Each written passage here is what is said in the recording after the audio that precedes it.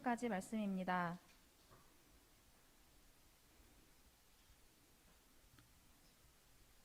다 찾으신 줄 알고 제가 대표로 봉독하여 드리겠습니다.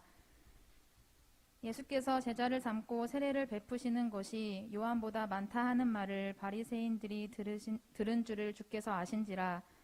예수께서 친히 세례를 베푸신 것이 아니요 제자들이 베푼 것이라.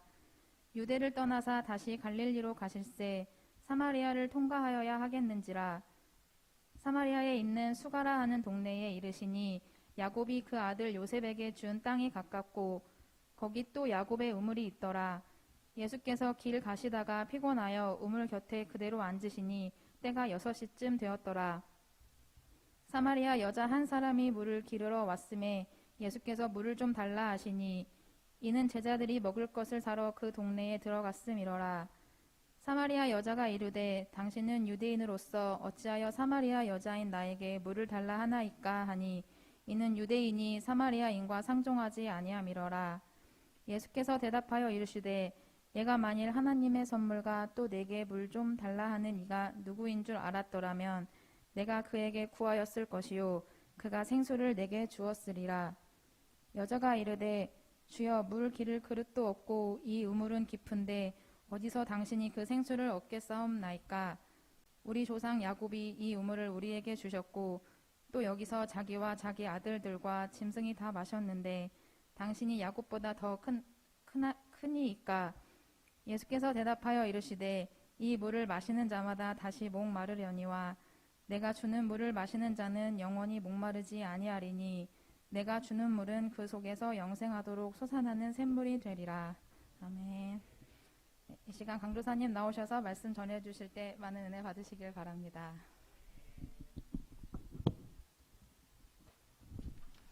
네, 반갑습니다, 여러분.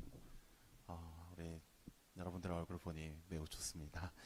네, 저번 주 한 주간 내에도 정말로 여러분 말씀으로 살아내려고 여러분 많이 노력하셨죠. 네, 오늘 말씀도 우리가 그 마음 가득히 그 갈급함 속에 또한 그 마음 속에 결단을 내리고 나아가시는 저와 여러분이 되시기를 주님의 이름으로 축복합니다. 네, 여러분 그 톨스토이 아시나요? 혹시 톨스토이? 네, 톨스토이 집이 있었는데 저희 집에 그 중에서 그 우화 중에 물과 물고기라는 책이 있었습니다. 그 물고기 하루는 이 물고기들이 사람들이 대화하는 것을 이제 엿듣게 되었습니다. 물고기에게는 물이 가장 중요하지 이 말을 들었습니다. 그래서 물 만난 물고기란 말이 있는 것이네 라고 그 말이 위에서 들리는 거 아니겠습니까? 그래서 그 이야기를 엿들은 물고기들은 도대체 물이 무엇인지 궁금해서 견딜 수가 없었습니다. 그래서 이 똑똑한 물고기, 이 물고기의 이 석사, 학사, 박사 이런 물고기들을 학자 물고기들을 찾으러 다닌 겁니다. 그래서 물이 도대체 무엇입니까? 라고 물어봤어요. 찾아다니면서. 근데 알지 못했어요. 그 중에서 가장 현명하다고 소문이 난 장로 물고기를 찾아서 이러한 답변을 듣게 되었습니다. 우리가 살고 있는 곳이 바로 그 물속이라네. 우리가 그 물속에 살면서 항상 온몸으로 느끼고 그 물속에 적셔 있으며 날마다 그 속에서 호흡하게 있기에 우리가 느끼지 못하는 것뿐이지 껄껄껄. 네, 그제야 물고기들은 물이 무엇인지 어설프게나마 알게 되었다고 합니다. 이 우화는 우리를 생각하게 합니다. 한때 이 SBS의 캐치프레이는 물은 생명입니다 라는 것이 기억이 납니다. 물은 생명입니다. 물은 생명의 근원입니다. 물고기는 물 밖으로 나와버리면 죽어버리고 맙니다. 생명에서 분리되었기 때문입니다. 인간도 생명이신 하나님이 없으면 죽어버리고 만 것입니다. 성경에서 말하고 있는 죄는 단 한 가지입니다. 그 죄는 바로 그것입니다. 하나님 없음, 하나님 거부, 하나님 부정인 것입니다. 하나님이 없는 것은 생명의 근원 대신 하나님과의 단절을 의미하는 것입니다. 하나님은 우리로 하여금 생명을 공급해 주시는 분이시기 때문입니다. 그분과의 단절은 바로 생명을 없어지는 거라 우리가 할 수 있는 것입니다. 하나님은 우리로 하여금 단순히 생명을 주시고 그 생명을 또한 유지시키고 또한 성장시키시고 채우십니다. 이것으로부터 단절이 되어버리면 우리에게 부패가 들어오게 되는 것입니다. 그렇게 되면 어떻게 됩니까? 우리 안에서 썩어지게 되는 것입니다. 우리는 가끔 이런 자책하는 기도를 하게 됩니다. 일주일 동안 세상에 살면서 세상을 기웃기웃거리고 죄인으로 살았습니다. 이것을 말을 바꿔서 이야기하자면 물이 있어야 목욕을 하고 또한 빨래를 하는데 물이 없어서 못했다는 것입니다. 자기가 이상하다는 것을 빨리 느껴야 한다는 것입니다. 죄송합니다. 목욕을 못했습니다. 빨래를 못했습니다. 제가 마땅히 해야 될 일을 못했습니다. 라고 인식을 하는 경향이 있지만 우리가 사실은 물이 없는 것입니다. 이 예수님은 우리에게 이렇게 말씀하셨습니다. 우리 다 같이 읽어보겠습니다. 예수께서 이르시되 내가 곧 길이요 진리요 생명이니 나로 말미암지 않고는 아버지께로 올 자가 없느니라. 길과 진리와 생명은 모두 하나님의 인격을 의미합니다. 그 모든 것을 만드신 분이 바로 하나님이시라는 것입니다. 상수도와 전기가 끊어져도 우리는 하나님과 끊임없이 생명에 연결이 되어 있으면 우리는 살 수 있는 것입니다. 이 전기 얘기가 나왔는데 제가 어릴 적에도 종종 전기가 끊어지곤 했습니다. 그래서 집안에 하얀 양초를 구비해 두고 이 집안의 불을 밝히곤 했습니다. 여러분 때는 아마 그럴 일이 없으실 거라 믿습니다. 전기가 끊어진 냉장고 속에 넣어둔 생선은 썩어지게 되어 있습니다. 냉장고 잘못인가요? 냉장고 잘못이 아닙니다. 그것은 전기가 안 들어왔기 때문입니다. 하나님과 단절된 것들은 다 썩어질 수밖에 없습니다. 그 근원적인 것을 감각으로 느끼지 못하기 때문입니다. 이 죄인들을 비유할 때 가장 많이 사용되는 비유는 바로 나병입니다. 이제는 한센병이라고도 하죠. 새 해석을 보면 이 감각 없이 눈, 코, 입이 떨어집니다. 이 인생이 고달프다고 느껴진다면은 그것이 바로 은혜입니다. 왜 그렇습니까? 감각이 느껴져야 고칠 수 있기 때문입니다. 감각 없이 눈, 코, 입 떨어지는 이 나병을 생각해 보십시오. 우리는 감각이 있을 때 그 문제를 대하여 발버둥 치고 고칠 수가 있기 때문이라는 것입니다. 우리는 그 문제에 대해서 발버둥을 치는데 세상은 그 문제에 대해서 체념하게 하고 더 이상 추적하지 못하게 합니다. 죄는 의지를 가지고 우리를 끝까지 쫓아옵니다. 아니 뭐 이렇게까지 해야 되나 싶을 정도로 우리를 추적합니다.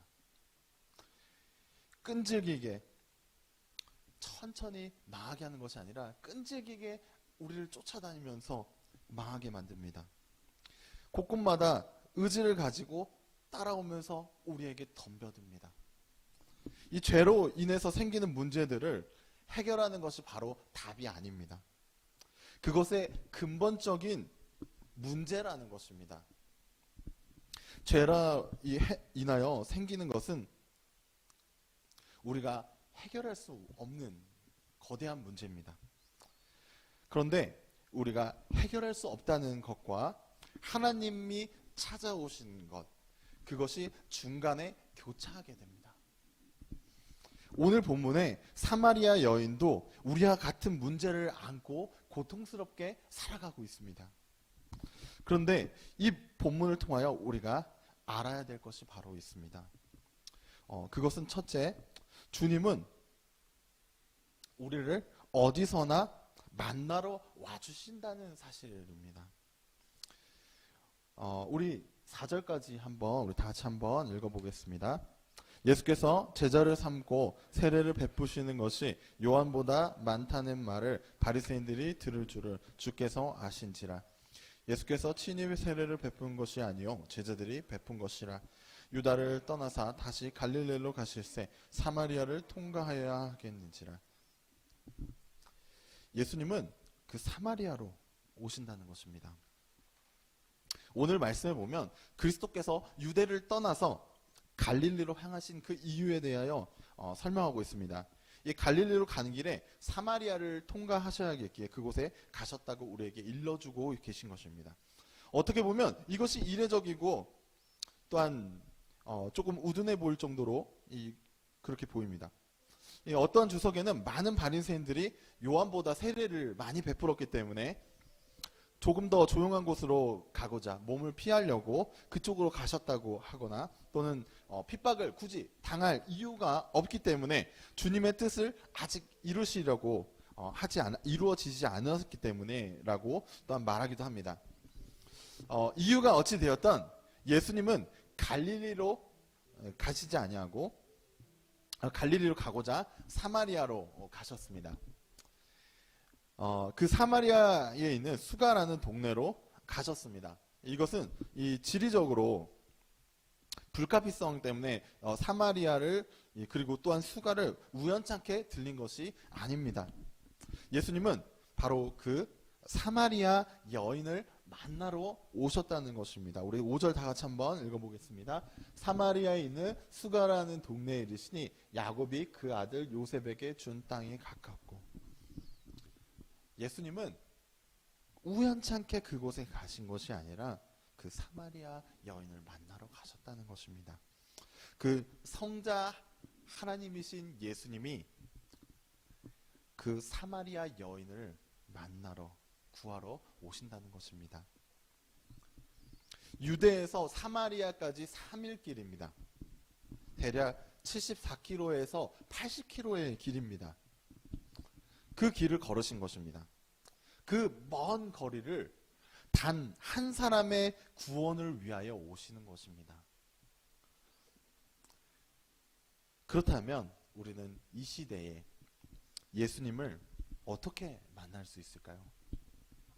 우리도 죄인이고 우리도 죄의 문제를 해결해야 하는데 또한 죄의 문제를 안고 사는데 이 시대에 나도 어떻게 예수님을 만나야 하는데 예수님의 음성을 들어야 하는데 어떻게 예수님을 만나야 할까요? 먼저 성부 하나님은 예수님을 그 성육신에 이 성육신으로 유한에다가 무한을 담으신 분이십니다. 이 예수님이 시간과 공간에 묶이셨다는 것입니다. 거기에 예수님이 만난 사람들은 전 인류 중에서 극히 일부입니다. 극히 적은 부분이고 또한 시간적으로는 33년밖에 되지 않습니다. 그렇지 않습니까? 그리고 지역적으로 이스라엘에 불과하고 거기다가 하나님이 다 담으신다는 거예요. 정말 하나님이라는 분이 시간과 공간을 뚫고 시계에 묶이시고 그리고 33년 그리고 이스라엘 거기에다가 하나님이 다 담으신다는 거예요. 그리고 부활하시고 우리로 하여금 시간과 공간에 얽매이지 않고 말씀을 통해 우리를 찾아오신다는 것입니다. 주님이 언제 어떻게 우리를 찾아오실지 우리는 알지 못합니다. 어떤 분은 샤워하다가 주님을 만납니다. 어떤 분은 설거지하다가도 만나기도 합니다.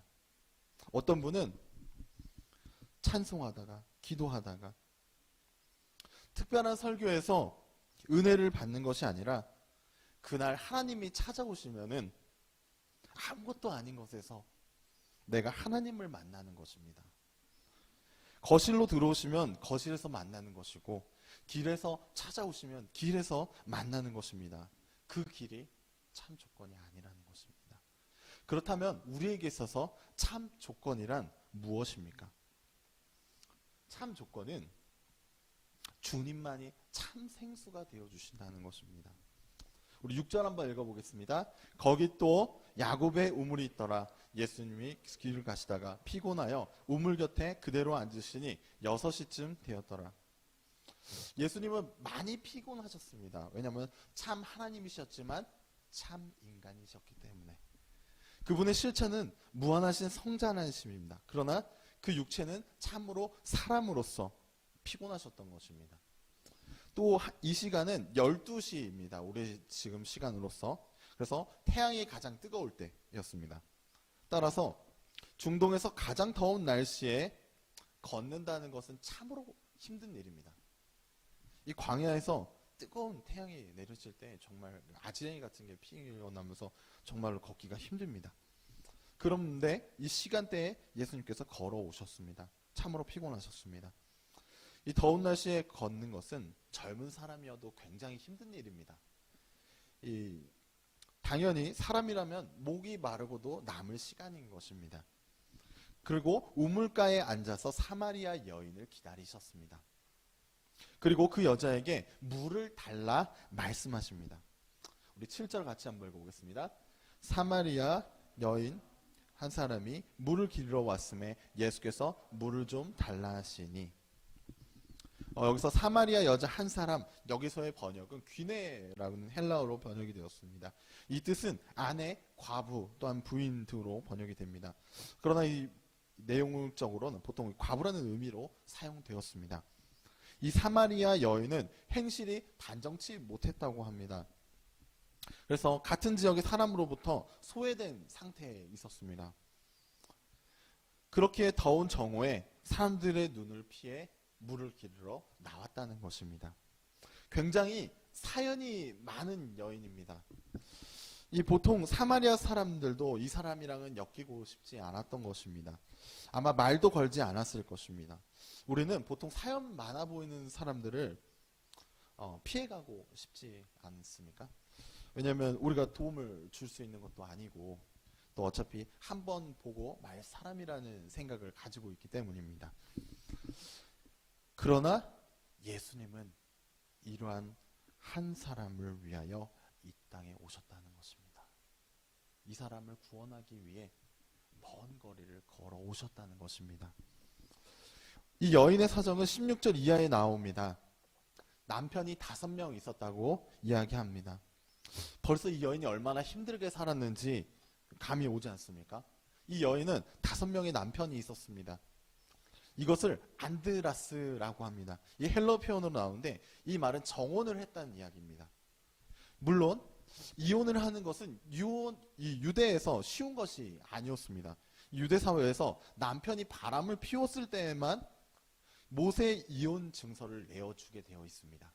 따라서 이 유대 사회에서 남편이 바람을 피웠을 경우에만 이 모세 이혼 증서를 내어주기 때문에 남편이 이혼 증서를 내주지 않는 경우에 그 남편이랑 계속 살아야 합니다. 이 여인은 남편이 바람을 피웠거나 남편이 버렸던가 이 둘 중에 했을 사연이 굉장히 많은 여인입니다. 이 여인은 정말로 어떻게 보면 굉장히 사연이 많고 불쌍하다고 우리가 느낄 수 있는, 연민을 느낄 만한 그런 여인이라는 것입니다. 보통 이런 사람이 있다면 우리는 주변에서 좋게 보지 않을 것입니다. 그러나 이러한 여인을 구원코자 하심이 바로 하나님의 뜻이었다는 것입니다. 우리 9절 다 같이 한번 읽어보겠습니다. 사마리아 여자가 이르되 당신은 유대인으로서 어찌하여 사마리아 여인이 나에게 물을 달라 하시나이까 하니 이는 유대인이 사마리아인과 상종하지 아니함이라. 여인은 깜짝 놀라 말합니다. 당신은 유대인이지 않습니까? 이 원어를 보면 아우다이오스라고 합니다. 이것은 복수 명사 남성형입니다. 즉 당신은 유대인 남자 중에 한 사람이지 않습니까? 근데 왜 나에게 물을 달라고 하십니까? 이 당시 유대인들은, 특히 이 유대인 남자들은 사마리인가 사람들과 상종하지 않았습니다. 이 관례 때문이었습니다. 이 당시 유대인들의 뿐만 아니라 유대인 남자들은 사마리아 사람들뿐만 아니라 이 사마리아인들의 여자들의 공개적인 접촉을 피했다는 것입니다. 또한 랍비들은 이 공중이 많이 있는 사람들 앞에서 이 자신의 여자와 이야기하는 것도 꺼렸습니다. 왜냐하면 자신의 명성에 피해를 입는다고 생각을 했기 때문입니다.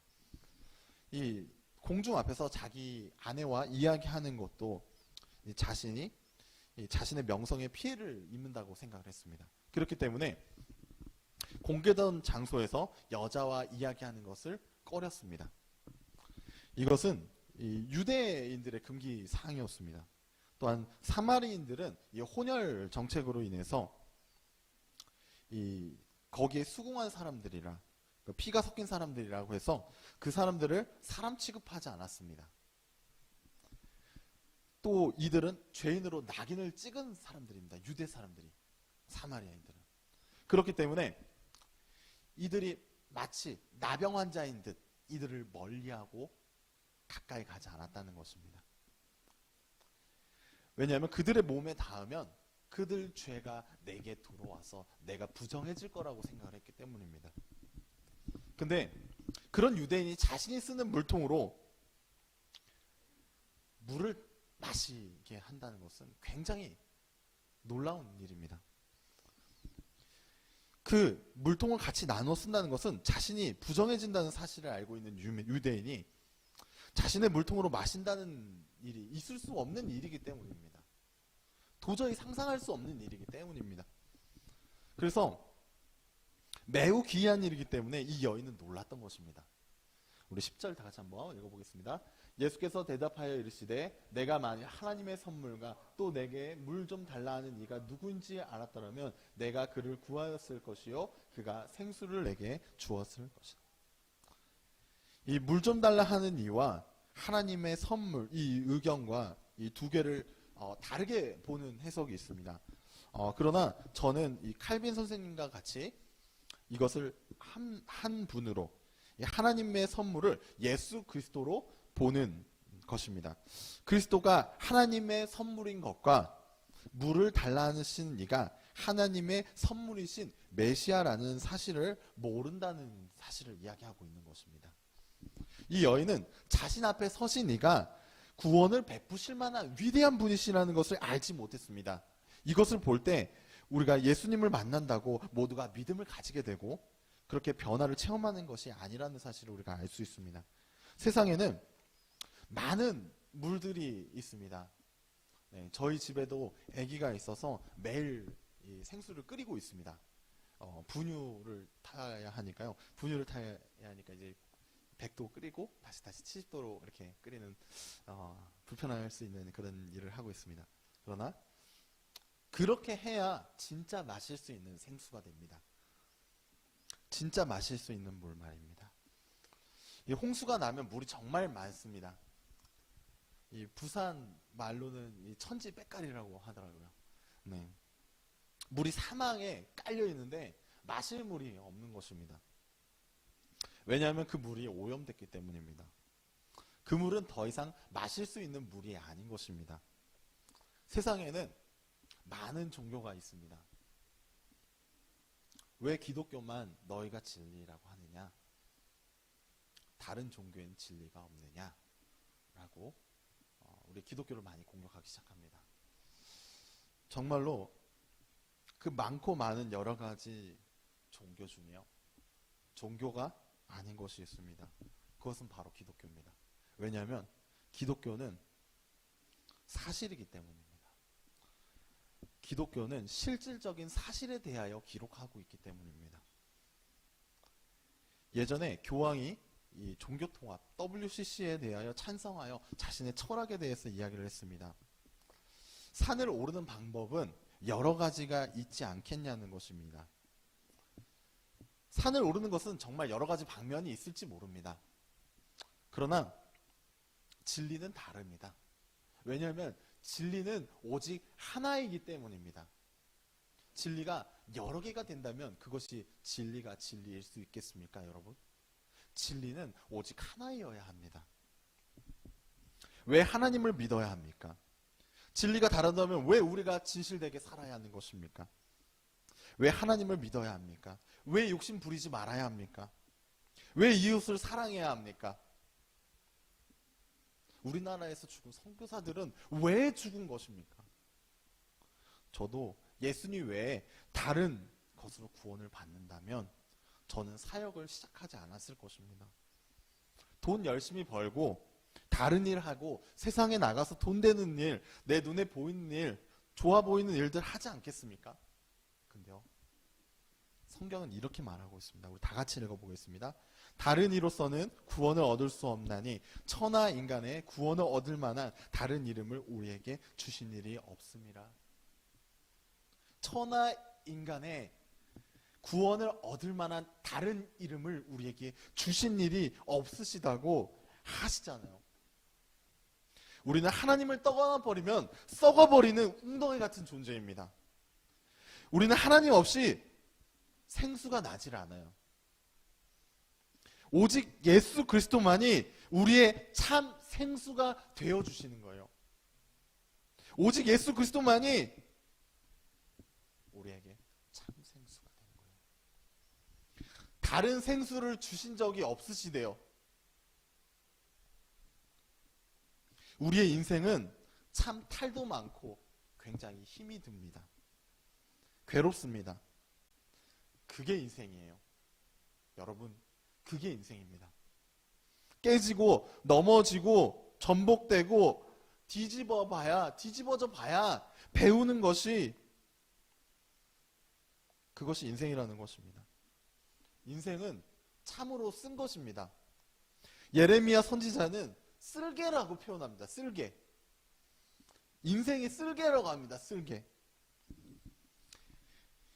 여러분, 이 룻기에 나오미라는 인물이 나옵니다. 나오미가 자신의 지아비가 죽고 자식도 다 죽었습니다. 그리고 자신을 마라라고 부릅니다. 마라라고 부르라고 합니다. 이 마라는 쓴물을 이야기합니다. 쓴물이라고 부르라고 하잖아요. 여러분, 생명이 있으니까 고통이 있는 것입니다. 소망이 있고 억울함이 있는 것입니다. 고통이 없으면 생명은 영광이 없습니다. 우리가 예수 그리스도 안에 있을 때 생명이 있고 그분이 생수가 되시는 것입니다. 오늘 본문에 생수라는 표현은 존 휘도르라고 합니다. 휘도르는 물을 이야기하고요. 존은 생명, 살아있는 물을 얘기하는 것입니다. 물이라는 것입니다. 하나님이 바로 살아있는 물입니다. 썩은 물은 죽은 물입니다. 웅덩이 물은 바로 썩은 물입니다. 바로 죽은 물입니다. 하나님께서는 우리로 하여금 썩은 물을 마시며 연명하게 하시는 분이 아니시라는 것입니다. 우리가 고통 속에 몸부림치더라도 우리가 그 생수 안에 있으면 날마다 솟아오르는 그 생수의 물을 마심으로써 생명으로서 우리가 참 생명으로 나아갈 수 있는 것입니다. 그 생명으로 우리가 살아가게 되는 것입니다. 그렇다면 우리가 그 생수를 어떻게 해야 합니까? 우리는 그 생수를 마셔야 합니다. 우리 11절 읽어보겠습니다. 여자가 이르되 물 길을 그을 수도 없고 이 물은 깊은데 어디서 당신이 그 생수를 얻겠사옵니까? 이 여인은 아직도 주님이 말씀하시는 본질적인 의미를 이해하지 못하고 있습니다. 영적인 이 본질의 것을, 이 육적인 본질의 것으로 이해하려고 하니까 이해가 도무지 되지 않는 것입니다. 그릇도 없으면서 이 깊은 우물의 물을 어디서 구하겠는가라고 묻고 있는 것입니다. 그러면서 우리가 이 여인에게 말을 통해 깨달을 수 있는 것은 이 여인의 영적인 눈이 점점 떠져 가고 있다는 것입니다. 이 여인은 예수님에게 그저 말 거는 유대인 남자 중에 한 사람, 그렇게 보이지 않았습니다. 그런데 지금은 어떻습니까? 주여 라고, 퀴리에 라고 이야기하고 있는 것입니다. 명칭이 바뀌었습니다. 여기서 선생님이라고 번역하는 것이 더 옳긴 하지만 이 호칭은 또한 여러 번 바뀝니다. 우리 12절 다 같이 한번 읽어보겠습니다. 우리가 조상 야곱이 이 우물을 우리에게 주셨고 또 여기서 자기와 자기 아들들과 짐승이 다 마셨는데 당신이 이들보다 더 크니까. 야곱보다 크신 분이십니까? 라고 묻는 것입니다. 그녀에게 있어 야곱은 자신의 가장 큰 조상입니다. 그 믿음이 있는 자와 그보다 큰 자는 없었기 때문에 이 야곱을 비교한 것입니다. 그러기에 그녀는 야곱과 예수님을 비교하기 시작한 것입니다. 예수님은 참 인간으로서 유한한 분이시지만 하나님으로서는 무한한 분이십니다. 여러분 믿으십니까? 비교가 안 되는 비교입니다. 여기서 그 여자의 민족적 자부심과 여호와 신앙이 아직까지도 그분이 누구신지는 알 수 없었습니다. 그 메시아에 대한 생각으로 바로 이어지진 않았습니다. 그러나 예수님을 통해서 그분이 누구신지 분명히 그리고 똑똑히 알게 됩니다. 그에 대해 예수님이 말씀하십니다. 우리 13절 14절 한번 읽어보겠습니다. 예수께서 대답하여 이르시되 이 물을 마시는 자마다 다시 목마르느니와 내게 주는 물을 마시는 자는 영원히 목마르지 아니하리니 내가 주는 물은 그 속에서 영생하도록 솟아나는 샘물이 되리라. 먼저 야곱에 대해서 말씀하십니다. 야곱이 이 우물을 야곱이 판 이 우물은 다시 목마를 것이다 라고 말씀하시는 것입니다. 그것이 야곱의 한계입니다. 인간의 한계예요. 이 야곱의 우물은 너희에게 물을 제공한 큰 사람일지 몰라도 그 물은 다시 목마르게 하는 물입니다. 이게 이 야곱의 우물물의 한계입니다. 그러나 예수님이 주시는 물은 그 속에서 영생하도록 솟아나는 샘물이 될 것이다 라고 말씀하시는 것입니다. 성경에서는 샘물에 대하여 두 가지를 이야기합니다. 하나는 이 하나는 폐계고 하나는 프레아르입니다. 이 폐계는 노력하지 않고 자연적으로 솟아나는 샘을 의미합니다. 이 프레아르는 인간적으로 이 판 우물이나 수조를 기를 때 가르칠 때 사용하는 단어입니다. 이 예수님의 샘의 물은 폐계입니다. 이 폐계는 은혜의 샘물입니다. 영원토록 솟아나는 샘물을 예수님께 받아 먹으면 되는 것입니다. 우리가 노력해서 올라가는 것이 아닙니다. 예수님께서 주시는 물을 마시면 그 마신 사람 속에서 끊임없이 솟아나는 신비로운 속성 때문에 영원토록 영혼의 목마름을 해결할 수 있는 것입니다. 예수님께서 주시는 구원은 영원토록 소멸되지 않고 이를 얻은 사람 모두에게 그 영혼의 만족감을 허락하신다는 것입니다. 우물물은 도르래나 물통을 통해서 도구들을 이용해서 얻어야 하지만 이 생수는 예수님께로 가는 자마다, 예수님께로 오는 자마다 충분히 흡족하게 마실 수 있습니다. 그리고 끊임없이 솟아오릅니다. 다시는 갈증에 시달리지 않게 된다는 것입니다. 우리도 이 여인이 예수님께 생수를 공급받고 구원받아서 이 사마리아 사람들 앞에서 예수님이 메시아인 것을 증거하며 구원받게 했듯이 우리도 예수님께 생수를 공급받고 유지, 공급, 성장해 나가야 할 것입니다.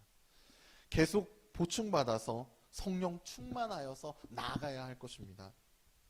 이 불안한 침체와 여러 가지 코로나의 상황 속에서 우리의 성화라는 것이 천국을 향한 시간 때우기나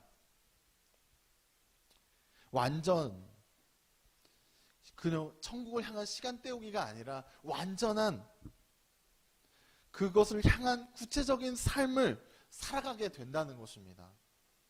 우리의 성화는 이 땅에서의 삶은 그저 하나님이 불러주실 때까지 대충 살다가 가는 것이 아니라 우리가 맡아진 그 역할들을 최선을 다해 살아가는 것입니다. 연극에서 각자의 역할을 맡은 사람들이 대충 그 무대에서 시간을 때우다 내려가는 것이 아니라 자신의 맡아진 역할들을 최선을 다하기 위해서 온갖 열심을 다하지 않습니까? 그 배우들이. 그것처럼 우리에게 맡겨진 사명과 소명들이 있다는 것입니다. 우리가 정말 그 성화라는 것이 굉장히 힘들고 때로는 어렵고 또한 우리 삶의 힘든 가운데서도 분명히 하나님께서는 우리가 그 완전을 향한 구체적인 삶을 우리에게 살아가게 하신다는 것입니다. 마무리하겠습니다. 우리가 젊을 때에는 이 오토바이가 헬멧 없이 오토바이를 탄다는 것이 얼마나 위험한지 모릅니다. 또한 청바지를 입고 산에 올라간다는 것이 얼마나 위험한지 모릅니다. 그저 내일이 당연히 있고 우리에게 주어진 삶이 그리고 그 삶의 방향이 당연히 반짝이고 있을 거라고 생각합니다. 우리의 생명은 그대로 주어질 것이라고 생각을 합니다. 그러나 우리의 인생은 그리 단순하지 않습니다. 우리는 예수 그리스도 안에 있을 때에만 참 생명이 있습니다. 예수님 안에서 우리는 참 생수를 받아 먹어야 합니다. 참 회개가 우리에게 일어나는 것입니다. 죄가 사라집니다. 참 생명을 얻는 것입니다. 날마다 생수를 보충, 공급받고 끊임없이 동행하는 삶이 되시기를 우리가 생수를 받고 마셔야 하는 그 결단을 날마다 여러분 생각해 보십시오. 이 끊임없이 예수님께 질문하며 그 생수를 받아 먹은 이 사마리아 여인을 여러분 기억하시길 바랍니다. 우리 결단 찬양하며 나아가도록 하겠습니다. 내 갈급함 우리 찬양 드리도록 하겠습니다. 우리 이 가사를 생각하며 나아갔으면 좋겠습니다. 우리 안에 정말로 생수를 마실 수 있는 결단으로 나아갈 수 있는지 우리가 생각하면서 나아가겠습니다. 우리가 정말로 이 사마리아 여인처럼 우리가 결단하고 생수를 날마다 내 안에서 끊임없이 공급받아서 그 성화를 이루는 것입니다. 날마다 하나님의 뜻을 이루어가는 것입니다. 우리의 각자 맞춰진 역할들이 빛나는 것입니다. 우리 내 갈급함 찬양하도록 하겠습니다.